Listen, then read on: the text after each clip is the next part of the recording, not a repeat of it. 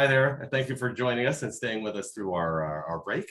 Appreciate our panel before talking about the physical workplace, and we're going to follow up that discussion with more of a focus on the workforce.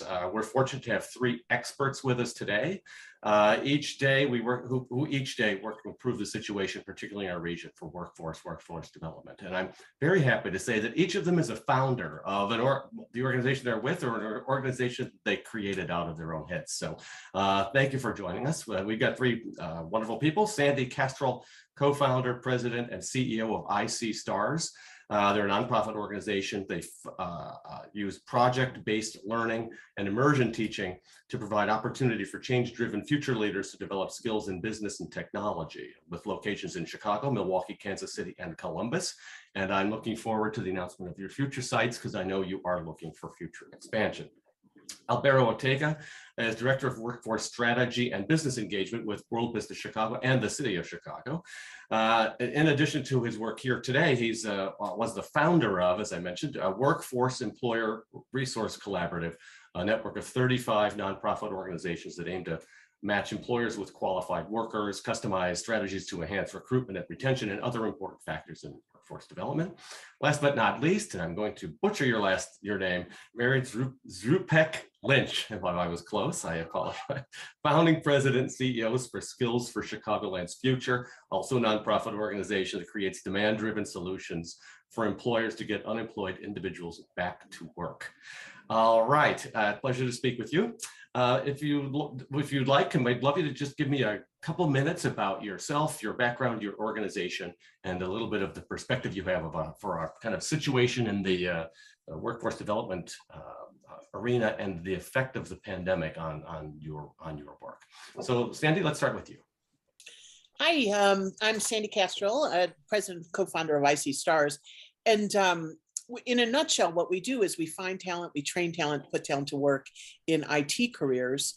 And I think our secret sauce is that we teach systems thinking and all the great process and methodology that's embedded in doing technology work to train folks to be developers and to solve business problems. But then we also use that same systems thinking to develop leaders. So at the end of the day, IT is about solving problems and building solutions.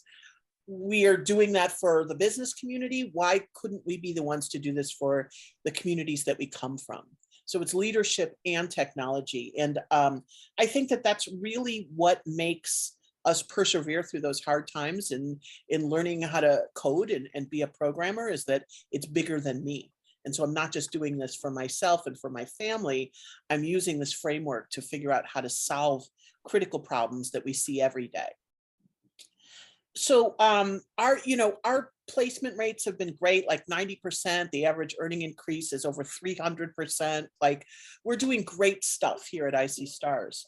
I think and like home ownership we measure, as well as how many businesses have been started in our alumni group. So like 57 businesses we're so proud of, or that, over 80 homeowners and folks are buying homes in the communities that they came from, to say, what if we change the paradigm from success being getting out of the hood to success being investing back in? How would that change things? So here comes the pandemic. And for our folks, this is maybe the first time that they've been able to work from home, that they've had a job where they could work from home. And so there's a whole lot of things happening here, like seeing our friends and families and loved ones leave and go into the scary world. Could they come back and get sick and all of that, to the civil unrest that we saw in Chicago and continue to see in different ways. That's certainly impacting us.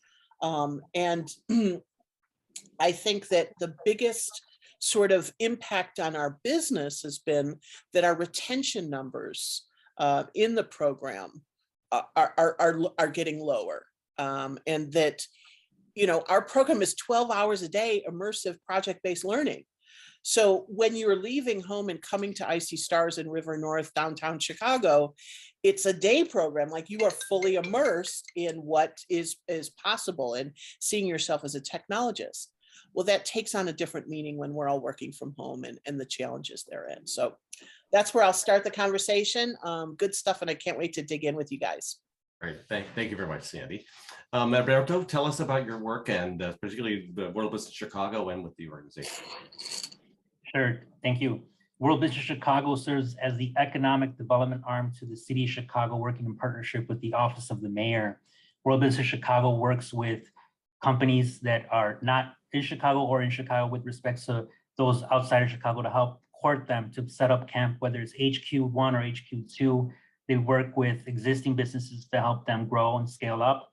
They also identify talent and help match talent to employers searching for diverse talent by helping employers to navigate this ecosystem of workforce development, which is pretty expansive, and it consists of a number of stakeholders, some of which are actually on the call today, whether it be i.c.stars or Skills for Chicagoland's Future, the public workforce system managed by the Chicago Cook Workforce Partnership, or DFSS, Department of Family Support Services, which funds over 57 nonprofit organizations to help connect, prepare job seekers to jobs and help match employers to diverse talent. In terms of the impact that the pandemic has had on our work in this context of workforce development through the lens of World Business Chicago, it has compelled us to actively listen to job seekers' needs as well as employers. And what I mean by that is that job seekers are speaking with their feet. They're not going back to the same old jobs, one, because they don't exist, two, because they pay little to no benefits, and hence offer somewhat of a skip or a jump in terms of advancement. And employers are experiencing tremendous challenges in trying to find talent. And so when I say what this work has, in terms of the impact has done to us, it's caused us to actively listen to job seekers. What do job seekers want and need? They want better opportunities. Opportunities right now for upskilling and reskilling are tremendous. With respect to working with employers, besides being evident that there's a talent problem, there's an actual perception problem. How can we foster career exposure opportunities for young adults to consider roles in manufacturing, food production, or tech for that matter? So those are some examples of how the pandemic has affected us, but we're ready to work with talent developers and employers to help match them to diverse talent. Great, thank you for that, and I appreciate your perspective. Marie, tell us about your organization and your perspectives. Yeah, hi, good afternoon, everybody. Nice to see my friend Alberto. Hi, and Sandee, nice to see you as well. You guys do great work. Just for clarification, my name is Marie Trzupek Lynch, and I'm the founding CEO of Skills, and it's enjoy being here today. So Skills Chicagoland's Future, I founded in 2012. And it's we are a not-for-profit organization which partners with employers to impact the economic mobility of under and unemployed. We put about 1,300 Chicagoans into jobs every year. We are about another 1,300 into jobs in Rhode Island. Our claim to fame, our kind of our secret sauce and all of it is we basically built a really robust model to be able to work with employers to identify and understand what they're looking for, so that we can then find the underemployed. 30% of those folks come from the workforce system, but 70% are unemployed and don't touch the workforce system. And we're the, I always say we're the neighbor. Your zip code oftentimes determines your destiny, and Skills was, we created ourselves essentially to be that neighbor for the unemployed, because 85% of people find jobs through networking, and when you don't have that network, that's what Skills is. So that's who we are. Our clients are really, we have two sets of clients. The businesses are our clients. We live and breathe on those businesses. We have relationships in Chicago with 50 employers. And at the highest level, our board of directors are C-suite executives by design, because we're always staying at the cutting edge of what's happening in the business community. We recognize that while our heart is absolutely with the unemployed and underemployed, the key to unlock economic mobility is to have those jobs. And so our client is businesses and our other set of client are the unemployed and the underemployed. That's why we do this work. It's why we're not a for-profit entity. We don't want to make money off the backs of our unemployed and underemployed. We're actually about addressing the racial disparity that exists in unemployment and has continued through this pandemic. So that's our mission in life. In terms of the work, it's both partnering to really understand what the companies are looking for so that we can directly source and talent from, the 100 community organizations in Chicago, which are getting people job ready. But it's also creating and designing pathway programs or pre-apprenticeship programs for employers as they now have to and have had to for years, but really now need to create their own talent pipelines. And so we act as an intermediary to coordinate with city colleges and mentor programs to help design career paths for employers and to sell it inside so that they know it's the right thing to do. In terms of, two things I guess I want to comment on. One is just in terms of our growth. We are actually, we just launched this past couple months ago a $10 million campaign to do our national expansion, to go to 25 cities over the next 10 years. We've got $2 million in the bank for that already, and we're doing a national call for interest in November, where we're looking for our next 4 cities that we'll be announcing in the first quarter of 2022. So for those of you that may be in the region and are interested and excited about what you hear, we would love to get that information to you. In terms of the pandemic, I guess I just want to, so much has changed. Just like you could just say the pandemic. I mean, we should probably just talk about where we're at now. I was listening to your earlier session. War for talent is what we live and breathe. And I guess I'd make a couple comments. One is, we always say one thing I found, I would be totally fine if skills put ourselves out of business and the unemployment disparity went away. That'd be okay. I mean that sincerely. That's okay. But what we found over the last, roughly almost 10 years now is that when unemployment is high, the job seekers really need us to connect them to positions. And when unemployment is low, the companies really need us to identify talent. And I know we're going to get into that today. And I can see Sandee shaking her head. I'm sure she has the same experience. And there's different tactics you use in that. I would say the biggest change I've seen this past year, I want to kind of link the pandemic with what happened with George Floyd and the great awareness, is I think companies have really awakened to recognizing that it can't be in name only anymore, their DEI initiatives. And so I think recognizing that both from their younger employers are looking for them to be committed and purpose-driven organizations, and so they need to impact their diversity. They need to demonstrate that they're good role models in the community and hiring for the community. But at the same time, because there is such a gap in and frankly workers have all the power right now, our companies have to look at new ways of hiring. They have to look at new ways of retaining talent, and so it's created an incredible opportunity for our neighborhoods, and I look forward to talking more about what some of the employers have done to address that. Great, thank you all very much. It's a perfect kind of setup. Honestly, I've 400 questions that I'd like to ask you, and we could do an entire maybe 3 days on workforce development, but I'm going to try and focus on a few things. And as I mentioned in the last panel, over the last few days, I've had several emails from people about things they'd like us to talk about. So I've hopefully incorporated some of that in our pre-planned things, and we're open, of course, for questions from our current viewers. Tell me, if you had to pick one thing for your organization to focus on now, with the one kind of important element, what is that? Sandee, you go first.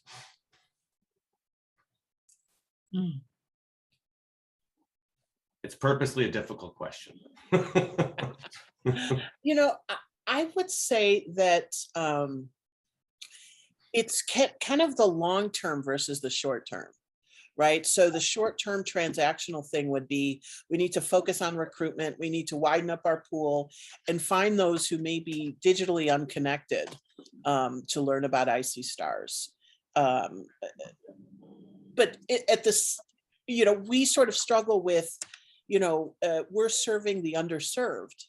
And in these times when it's hard to find the people that would typically be referred through another community-based organization or something, or relationship-based referrals, we might be tempted to just go with those folks who can find us on the internet. And so more of a middle class base, just to get our numbers. And so we have a real pressure of more people, serve more people. And I think that we need to take the long view approach to that and say, who are we in business to serve? And because our whole program is predicated on the resilience of people who have overcome adversity. So the further we get from that, adversity profile, the more the program isn't really working for them, because it was designed for underserved, underrepresented, and resilient folks. Interesting. that's an interesting point, because your program is obviously valuable and it produces good results. So lots of people want to get into it. And it's interesting. I hadn't actually conceived of that you need to actually recruit into the audience you're trying to recruit. When Right. Years ago, when I worked in New York, we had a significant issue with recruiting people who were different than our current workforce. I worked in Washington for an organization that was a gender equity group. 96% of our employees were female. And so we had to, opposite problem, we had to recruit into the male population. So that's hadn't struck me about your organization, but it makes perfect sense. Alberto, what's the kind of key thing you're thinking about? Awareness. A number of months ago in February 2021, with the project management support from Deloitte and the Civic Consulting Alliance, we convened 77 subject matter experts across 5 working groups categorized by sector, high growth sectors for the city, those being healthcare, TDL, manufacturing, tech, food service, hospitality, and tourism. And the number one breakage we confirmed across these 5 discussion groups centered on a lack of awareness on behalf of a number of constituents, first being primarily the job seeker, the employer, and then also the talent developer, which we would put into the category i.c.stars or skills for that matter. And so in terms of this awareness or lack of thereof, there's an opportunity through which World Business Chicago will, in the next month or so, launch a multimedia promotional campaign to raise awareness among the audience of job seekers as to available workforce programs and resources, i.c.stars, for example, connecting them to a resource such as careerpathways.net, an existing platform that we're going to amplify with the power and influence of the mayor's office, and also work with employers to help them engage, one, become aware of, but also in how to navigate this ecosystem, which is expansive and includes City Colleges of Chicago, the Chicago Cook Workforce Partnership, Skills for Chicagoland's Future, a new entity on the block called the CBO Collective, which consists of 15 CEOs that meet on a weekly basis, representing 15 organizations serving over 50,000 residents annually, if not more. We need to help employers become aware, but also engage with them actively to help them navigate and connect with Pipeline for Talent, but go beyond that. As I said earlier, there is a challenge in finding talent, but there's a challenge in terms of perception. What can we do by way of fostering career exposure opportunities in tandem with Chicago Public Schools Career and Technical Careers team to inspire young people to consider career pathways? In terms of talent developers, there's also a lack of awareness of who's out there, who are the players, right? I being from a community development background, I know I'm one that can say this, that sometimes we take for granted that people, the community should know us. They don't. We need to connect the dots. So you're going to see a lot of awareness, a lot of podcasts, social media content, informing, inspiring, driving traffic to people and organizations and resources, so people can choose to re-enter the workforce or reskill to re-enter the workforce at a higher wage or salary with benefits. Well, you've usurped one of the inbound questions we had earlier by email, because it was, is there an overarching strategy by the concerned players about how to fix this problem in the Chicago regional, in the tri-state regional area? And so I've worked at the national level for a long time, and it's a pleasure to come back to a regional and local area, because there's a lot more impact that you can have here in a more expedited fashion. So to me, it's I think a wonderful thing that talks about the advanced thinking of the region, that we actually have players who are assembling all those people who are able to pull. I talk about pulling the rope all the time. Are we all pulling the rope in the same direction, or are we pulling at odds, or are we replicating? And your work with that is exactly one of the things that I wanted to discuss later, which we may bring up again. So Marie, tell us about your one topic. Yeah, we just finished our 3-year strategic plan and are actually in live implementing it. So there's a lot in there, but I'm happy to answer the one item if I had to pick one. For me, what's most top of mind right now for the unemployment and what's happening is really focused on what we call neighborhood impact consulting. And so we've had the opportunity with a couple of clients in the past couple of years, Discover and Blue Cross Blue Shield, to help them to actually eliminate the transportation gap and actually just locate where the workers are. And so in particular, with Discover, which has gotten a lot of great press, they really kind of fought the headwinds, and instead of opening another call center in a suburb in Arizona, instead, made a commitment to really look at the South and West Side, and ultimately chose Chatham. And we were along the ride with that and helped them to understand and look at all the call center deserts that exist. And one of the number one challenges that one of the number, I'd say, number one, number two challenges that it is for job seekers is transportation. And so, they have been able to hire 80% of their workforce from the surrounding 5-mile radius. And essentially those folks used to be going out to Elgin or spending, an hour and a half a day each way to commute. And so they have found, the talent there. It is our highest performing call center. It is all in person. I was just there again, last week. The vibe is like electric. I was laughing as I was hearing people talk at this previous one about, the remote and hybrid and all that. I was dying to answer the question, which maybe we'll get to later, about like, what do I think the future looks like? Because I do have a perspective on what I think that looks like in terms of work from home, remote. But in any case, what's going to happen here, I think, is that employers need to shift, in this war for talent, need to shift to become incredibly creative. And there is no better way. And, Roger will tell you from Discover, they do not have any hiring issues out there. None. Their retention rate is off the charts. So when you locate where the people are and you invest in a community, that loyalty is incredibly strong. And so at Skills, we're working confidentially with some other companies to do the same thing. We work alongside World Business Chicago. They're a great partner of ours in this effort.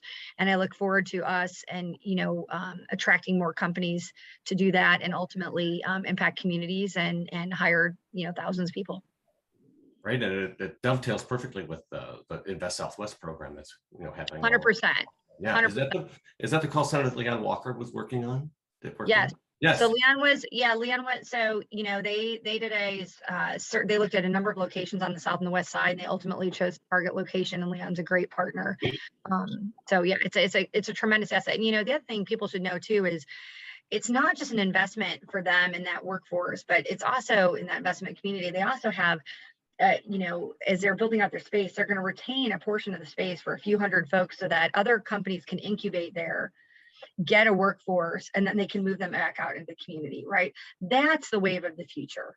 And, I think that's just a complete difference from what other companies are doing.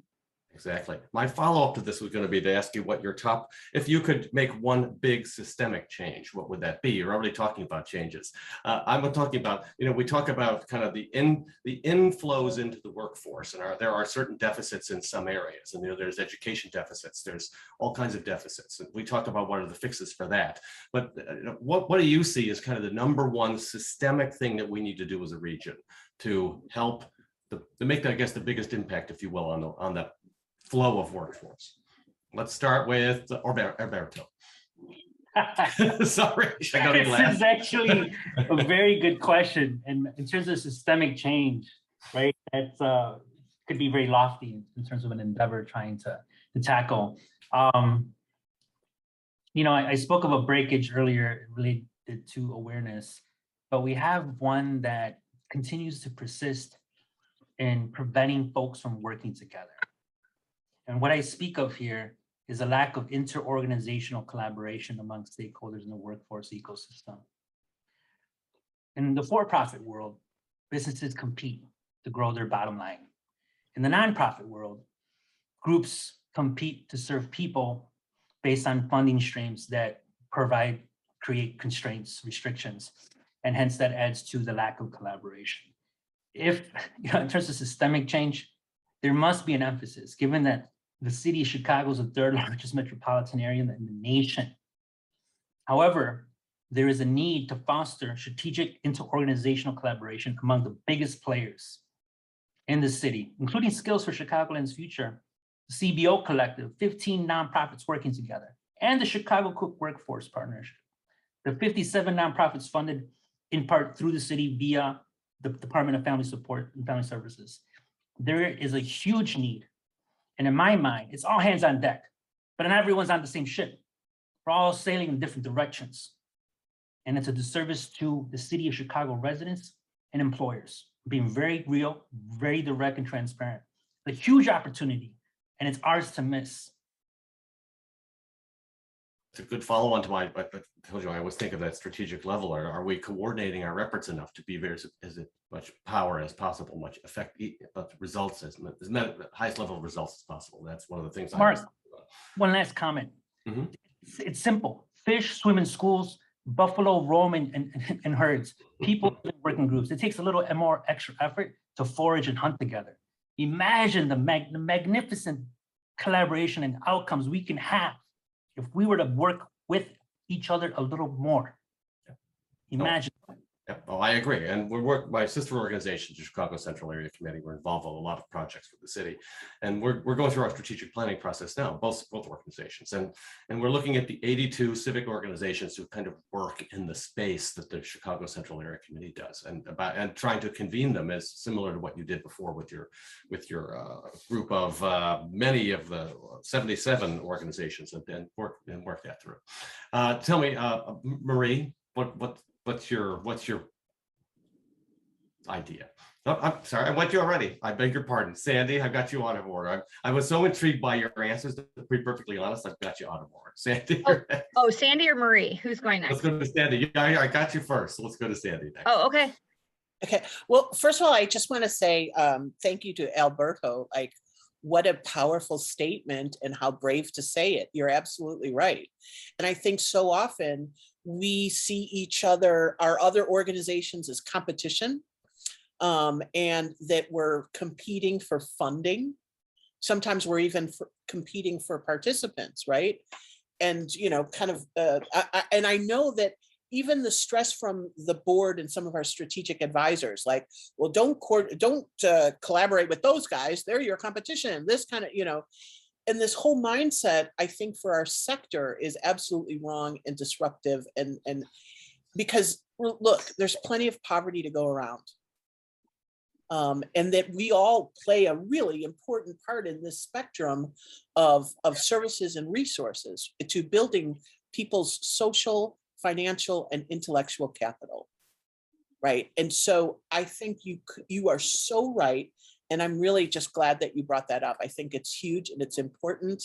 And that even right this minute, there are organizations saying, you know, oh, damn those guys, they took our money, they took our people, they took, like, it's all about what we're taking and not about what we're giving, like what we're giving to each other. We have great information and lessons and experiences and resources to share with each other. So just had to get on my soapbox there. You are right, Alberto. Sandee, I want to give you a thumbs up, but I'm going to give you a heart.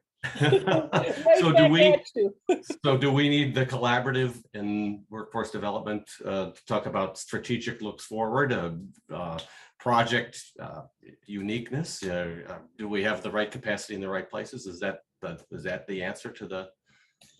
Yeah, and maybe even thinking about the funders and the way that organizations like ours are funded, and kind of put in this competitive strategy here, like to think about how do we look at the region? How do we support the region? How do we support all the organizations doing workforce development and economic development in one, you know? But you know, I would say, but my answer to your question was around hiring policies, like just for straight up, like these are so old, like the whole, like I'm in IT, you know, like if you can do it, it's not even relevant what your degree was, because the technology you learned that first year of your 4-year degree is obsolete today. So, you know, really kind of shifting our mindset to show me how you can do it, not tell me what you can do. And like, so really looking at more of a project-based experiential kind of not so much interview, but prove it method. Interesting. My previous organization, large, we had a very large IT staff, and not a single one of them had a degree in anything to do with intellectual in IT. The head of our organization was a chef. So in my mind, that's probably good thinking. It has to be systematic. Anyway, it was a brilliant team and it worked beautifully. We're going to go a little, I've got a question from the audience, and it's a kind of a very specific one, but I think interesting. What are the implications of longer lifespans and late middle-aged and senior workers and up to 4 generations in the workforce at the same time? So we're seeing where, people are working till they're 75 now in some places, and particularly in jobs that I think they're used to be almost entry-level positions. So what do you think the impact of that is? Marie, you want to go first? No, I actually don't want to go first on this one. My mind is still back on your last question, and I wanted to add to that. I'm sorry, I was muted. Go ahead, please do that first. I don't want to stop. Okay, let me do that first, and then I can tee them up. I'll buy them a little time so they can think about that and answer that. Because I have a lot of response to that one, but I need to think through that so if you don't mind, I do want to go back to your question. I want to make a comment first. So I really appreciate, as Sandee said, I really appreciate Alberto lifting up the collaboration, but I am actually one of the tri-leads of the CBOC organization that Alberto is referencing, where the 15 of us are together. And I would say in my, 20 some years, 25 years in the not-for-profit space is probably the most exciting thing that I've been a part of, because we've spent 2 years as a group really talking about how to work together and how to fight against the competition that's been put towards us, and we do that now. It's incredible. We actually go in jointly on RFPs, on grant proposals. We jointly go to companies. We're sharing our leads. It's really, I think, the model for the future, and I think it's going to be a model nationally. So I agree with that. So that's one. But the second piece I wanted to mention is I want to build on, I think the other systemic change that needs to happen is related to business. And in particular, what I mean from that is there's two things. One is switching the mindset from businesses as a talent consumer of trying to hire kind of off the shelf to having them engage as a co-producing their talent through career pathways, through apprenticeships, through partnerships. That it's not enough to just go hire from it, but they actually now need to be involved, and they have been, some of them do, but I think more and more companies have to be involved in actually producing their own talent. They have no choice, frankly, which leads to kind of the third piece, which is related to businesses, which is, I think the other piece in this is you have to pay for it. And many of them recognize that they don't want the bureaucracy associated with any of the restrictions that come with organizations which utilize government funding. And to be fair, there are a ton of restrictions, mostly because there's such a fear of compliance and fraud, which is understandable, but it makes it very difficult to be agile and flexible. We take, we're about 80% privately funded by design. And I think companies have to continue to step up and pay. They pay, they'll pay an RPO, a staffing agency, to go hire talent. They should be paying not-for-profits to bring talent into them. And I think that that's part of the model that will shift this. This is not a government issue. There is a gain to be made from businesses on this. And so instead of hiring a recruiter, why don't you hire a not-for-profit to do your sourcing and talent? And I think that could fundamentally have a major change. If we look at it, we've started to talk about it as calling it like fund for service, fee for service, kind of play on that fund for service. But we're not, the only thing different about being a not-for-profit is at the end of the day, and I don't think a lot of people understand this, and it goes back to my earlier comment, we do not have a set of shareholders who are buying boats and, on the backs of unemployed that we put into jobs, right? We're taking all of that revenue. If we have a net there, we're going to pour that back into innovation and programs, back into serving more people. And so getting the corporations to step up and pay for the CBO collective, getting them to pay for not-for-profits to engage, I think that could make a fundamental difference. And they're already paying for talent. So why not fundamentally pay us? Well, that's an interesting point, because if you think about it, this is the time that there's the possibility of a paradigm shift in that thinking, because all corporations pay a lot of money to recruit executive level talent. Right. They're accustomed to that. They know what the reasoning is for it. I do it. So, but if they know that now is the time with workforce shortages for us to be able to shift the paradigm. And if you go to them first with a real solution, with a real answer, with a real price that they find to be reasonable, you will shift that paradigm. Let me just, Mark, just for a second, they're not just paying for executive talent. They're also working with RPO, which are staffing agencies for entry-level talent, right? They are doing that. So, you know, a lot of the workforce that, you know, we work with as well are those who, you know, who don't have, you know, college degrees. And so we're in competition with the private sector. But I'll tell you, you know, fundamentally, you know, it's a different program, different day. But part of the reason that that has not existed is because there is an entire industry set up, an entire business set up around being able to compete as a vendor, which is just frankly cost prohibitive. And so, but I think companies can be creative on this, and I think there's a way to allocate resources to really change the way that this work is done. That would actually allow us to be even quicker for responsiveness. And I can see Sandee digging in. I think she's excited about this. I am. I'm so excited. Go for it, Sandee. And it's a perception challenge too. And it's because we're 501c3s, right? Like we're nonprofits, we're quote unquote charity. And charity really doesn't have any business in workforce development, right? Like charity is something we do, not someone we work with.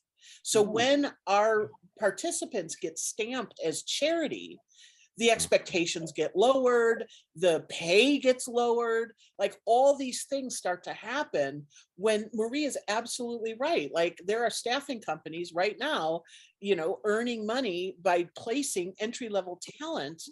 And yet we are the ones who are saying, please, please, please hire our program participants. You know, nothing stops a bullet like a job, like kind of putting all of this stuff together in the please support this charity, where that's just not like, you know, why we need to compete on the talent that we have and the potential that we have, and sort of change our wrapper and our marketing around great talent. Like I think these employers would be lucky to hire our graduates. You know, same thing with skills. Like there are rock solid people going into the workforce, but are we cutting them off at the foot before they even have a chance because they're coming from a quote unquote program?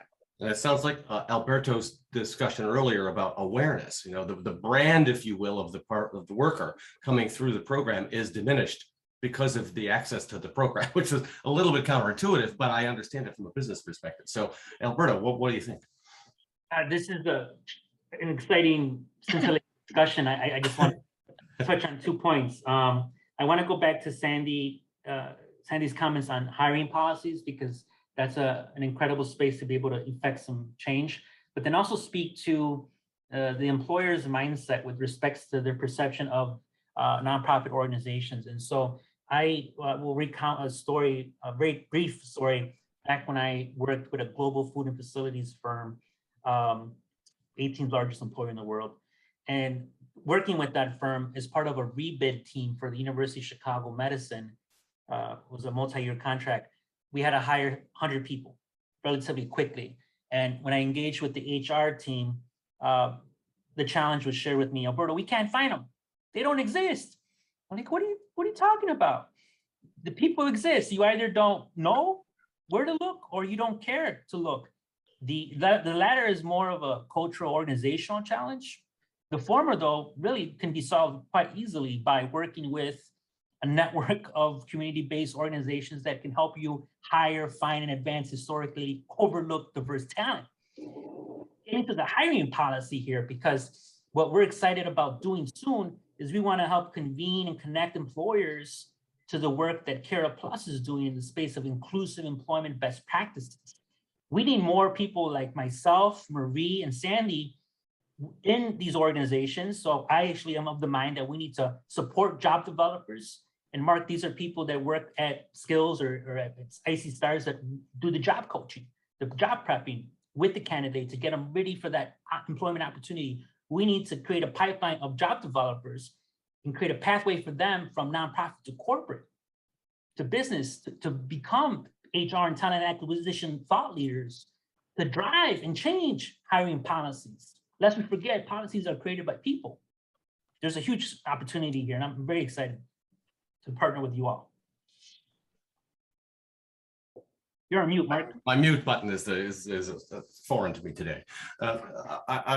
the good news is that this conversation has been unbelievably riveting, and we will continue it again. I'll make a promise to you today. We will have a special issue forum with the Alliance for Regional Development in the near future to talk about this and action points, because we, I think, have the capabilities of bringing together some of the other people who might need to be involved in the discussion here. So I very much appreciate the robust and thought-leading questions and answers. So I should say answers. I guess questions. I have a long question from the audience. We only have a few minutes left, but I want to read it because it's interesting. What about using skill and career exploration calendar groups in our Alliance for Regional Development regions for monthly and weekly coordination for youth and adults, perhaps anchored at outreach for next September's Smart Force Student Summit at the International Manufacturing Technology Show at McCormick Place, including coordination of transportation by rail, bus, van, or CTA, and developing annual job fairs and the like. What do you think of that? This is obviously someone who's thinking about our issue we were just discussing today. Who would like to go first? I'm going to, well, Marie's looking like she's in thought. Alberto, we'll go to you first.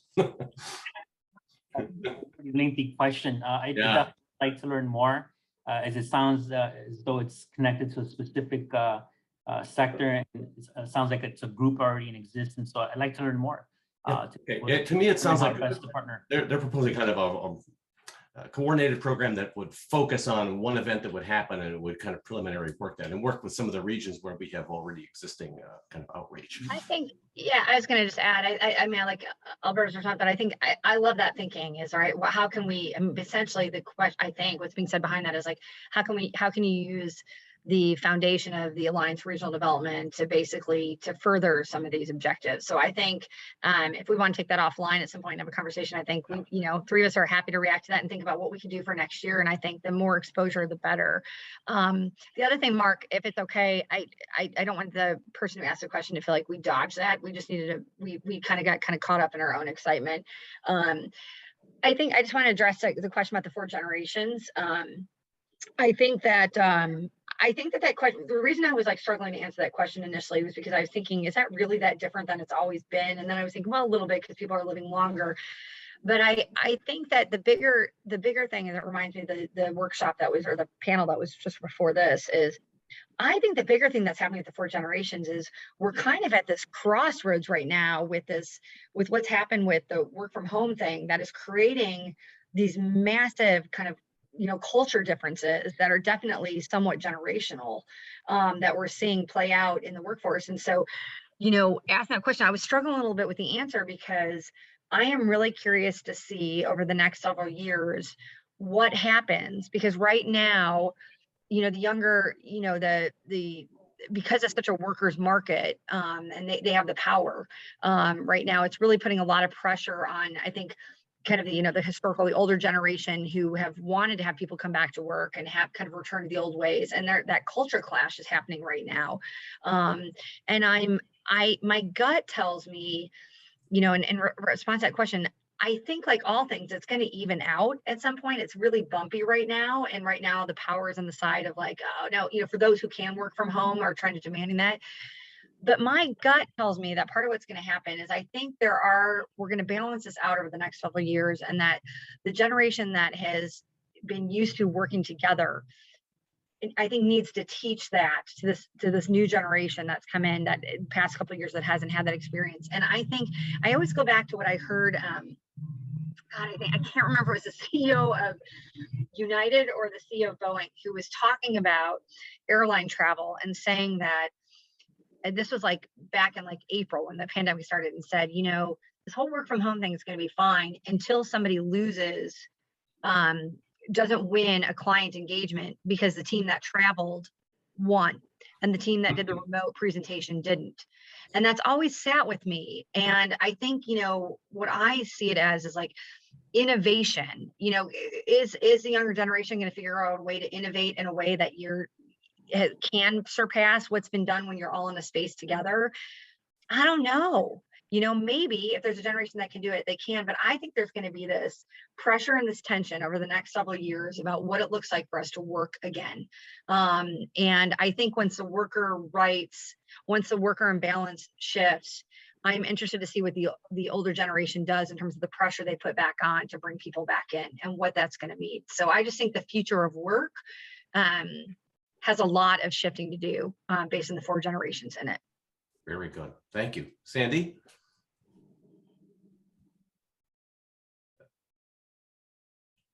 Oh, I just said, yes.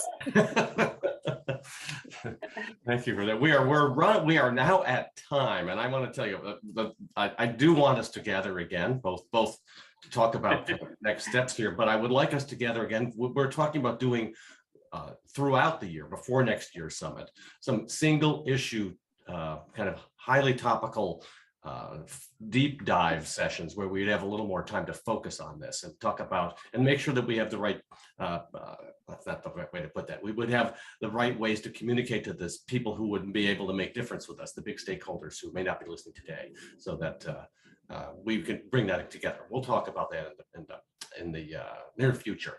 There are some other questions coming through, and I've asked, people are requesting how to get in touch with you. If you all, those of you who are in your offices, your homes, your cars, be careful. If you send us a request for kind of the connections or questions through to summit@alliancerd.org, we'll make sure the people who are asked the questions will get the questions there, and we'll get back to you about other things. So that is our time for today. We're over our time allotment, but first of all, wow, you guys, what a wonderful conversation. Sandee, Alberto, Marie, honestly, we could have had a whole day, an 8-hour day on this, probably never stopped. So the good news is I always like to end with the big picture. What's the big picture? We have so many talented people in this region focused on fixing this problem, focusing on ensuring that we have a smooth kind of path for people who want to work to find the jobs that are best for them. That system exists. And I think we're ahead of a lot of other places in the country. And so your dynamism is certainly on display today. And one of those things that really kind of ensures that this is the right place.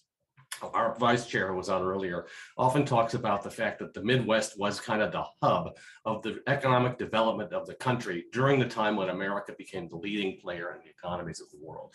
And as we're looking to see what's the next growth spurt in America going to be like, we feel it's going to be driven from here.